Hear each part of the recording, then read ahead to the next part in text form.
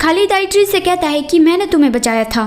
फिर वो जाने लगा कि एनीवे अब तुम आराम करो। आइड्रिस सोचती है कि उसका मतलब क्या है, तुमने तो उस वक्त मुझे स्वॉर्ड से स्टैब कर दिया था। फिर सुबह जब वो सो रही थी तब उसके पास ब्लैक रोजेस पड़े थे। वो उसकी फ्रेग्रेंस से उठ गई कि इतनी अच्छी खुशबू क्या इसमें से आ रही थी। लेकिन जब भी कोई तुम्हें ब्लैक रोज देता है उसका मतलब होता है कि तुम हमेशा के लिए मेरे हो। ये मत बताना कि उस कोल्ड हार्टेड ड्यूक को ये पता होगा। हाँ, उसे ये कैसे पता होगा। और वो ये सोचते हुए बहुत ज़्यादा ब्लश हो गई कि उसने इसीलिए तो मुझे ब्लैक रोजेस नहीं दिए है ना। तभी एल्सा वहाँ पे आती है और फूलों को देख के कहती है कि क्या ग्रैंड ड्यूक ने ये ब्लैक रोजेस भेजे हैं? वो तो ड्यूक के काले बालों जैसे ही दिख रहे हैं। वो कितने प्यारे हैं। ग्रैंड ड्यूक तो कितने रोमांटिक है। अब जब मैंने ये देख लिया है तो जो उसके बारे में झूठी रूमर्स थे वो खत्म हो जाएगी कि जो भी लड़की उसके पास जाती है ग्रैंड ड्यूक उसे मार डालते हैं। वो तो सच में बहुत ही ज़्यादा रोमांटिक पर्सन है। आइड्रिस को एम्बैरेसिंग फील हो रहा था तो वो गला साफ करने की एक्टिंग करती है। एल्सा कहती है कि ओह मुझसे गलती हो गई, मैं आपके सामने डिसरिस्पेक्टफुली बात करने लगी। आइड्रिस कहती है कि हाँ एल्सा, तुम्हें ध्यान से बोलना चाहिए, तुम्हें केयरफुली अपने शब्दों को चुनना चाहिए, इससे तुम्हारा सर भी कलम हो सकता है। हम अभी कलिस के इलाके में हैं।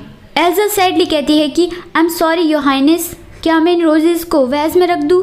आइड्रिस उसकी ओर स्माइल करके कहती है कि हाँ कर दो। फिर वो देखती है कि ओह ये क्या है, क्या खालिद ने ये भी भेजा है? खालिद ने नोट में लिखा था कि मैं तुम्हारे साथ कहीं पे जाना चाहता हूँ, मैं 1 बजे तुमसे मिलूंगा खालिद। आइड्रिस सोचती है कि खालिद जिसने पहले कभी मुझे ज़रा सा भी अटेंशन नहीं दिया वो अचानक से मुझसे मिलना चाहता है। आखिर ये हो क्या रहा है? एल्सा कहती है कि लगता है वो आपको डेट पे जाने के लिए पूछ रहे हैं। आइड्रिस कहती है कि क्या वो मुझे डेट के लिए पूछ रहा है? एल्सा कहती है कि यस योर हाइनेस, यहाँ देखिए उन्होंने तो आपके लिए फूल भी भेजे हैं। ये सब देख के तो बस मुझे यही लगता है कि वो आपको डेट पे चलने के लिए पूछ रहे हैं। ये कितना अच्छा है ना। आइड्रिस सोचती है कि हाँ उसने ब्लैक रोजेस और कार्ड भेजा है। अगर ये किसी ऑर्डिनरी मैन ने मुझे भेजा होता तो मैं भी यही सोचती, लेकिन ये तो खालिद है, वो तो पहले कभी ऐसा था ही नहीं। फिर एल्सा उसे बताती है कि मैंने सुना है कि कलिस के फाउंडेशन दिन का सेलिब्रेशन कुछ ही दिनों में होने वाला है, क्या आप एडवांस में ही उसकी तैयारियां नहीं करना चाहती है? आइड्रिस कहती है कि क्या वो और मैं? एल्सा कहती है कि हाँ, लेकिन आपको वहाँ पे बहुत ही अच्छा सा ड्रेस पहन के जाना होगा, तो क्यों ना हम ड्यूक को इस बारे में इन्फॉर्म कर दें ताकि वो आपके लिए ड्रेस प्रिपेयर करके रखे। आइड्रिस सोचती है कि एल्सा सच कह रही है, मेरे पास उस ग्रैंड पार्टी में पहनने के लिए कोई सूटेबल ड्रेस नहीं है। हाँ पहले क्योंकि जो ड्यूक लोग कपड़े पहनते थे वही मुझे मिलते थे, और अभी मेरे पास जो भी ड्रेसेस है वो सारी ओल्ड फैशन है। आइड्रिस के पापा तो रॉयल है तो उसके पास उतने तो पैसे हैं कि वो आइड्रिस के लिए ड्रेस खरीद सके, लेकिन आइड्रिस एक नौकरानी की बेटी है तो वो उससे इतना हेट करते हैं कि उसके ऊपर वो एक सिंगल पैनी भी खर्च नहीं करना चाहते। और इसीलिए ही पास्ट में आइड्रिस और एल्सा को बहुत ही मुश्किल पड़ती थी कि आइड्रिस के लिए कौन सा ड्रेस सही रहेगा। आइड्रिस सोचती है कि लेकिन इस बार ये कुछ अलग हो रहा है। आइड्रिस से ज़्यादा तो एल्सा बहुत एक्साइट लग रही थी। तभी खालिद अंदर आता है और आइड्रिस को बुलाता है। वो उसके हाथ पे किस करता है और कहता है कि आज तुम बहुत ज़्यादा खूबसूरत दिख रही हो। आइड्रिस ब्लश हो गई और दूसरी ओर घूम के कहती है कि तुमने कहा था कि हमें कहीं पे जाना है। खालिद कहता है कि हाँ, मुझे पता नहीं था कि तुम्हें ये ऑलरेडी पता होगा। कुछ दिनों में ही फाउंडेशन डे का सेलिब्रेशन होने वाला है तो मैं उसमें तुम्हारे साथ मैचिंग कपड़े पहन के जाना चाहता हूँ। आइड्रिस उसकी ओर देखती है और सोचती है कि वो कितना हैंडसम है, लेकिन वो खुद को रोकती है कि सीरियसली ये मैं क्या सोच रही हूँ। और खालिद उसकी ऐसी हरकतें देख के कंफ्यूज था कि वो ऐसा क्यों कर रही है। फिर वो दोनों गैरेज में जाके बैठ गए। खालिद उससे पूछता है कि तो तुम्हारा कलिस के बारे में क्या विचार है? आइड्रिस कहती है कि ओह वो कलिस तो बहुत खूबसूरत है।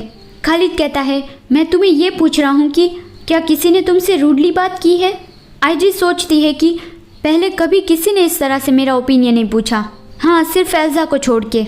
और वो स्माइल करके कहती है कि नहीं ऐसा बिल्कुल भी नहीं है, सब लोग मुझे बहुत काइंडली ट्रीट करते हैं।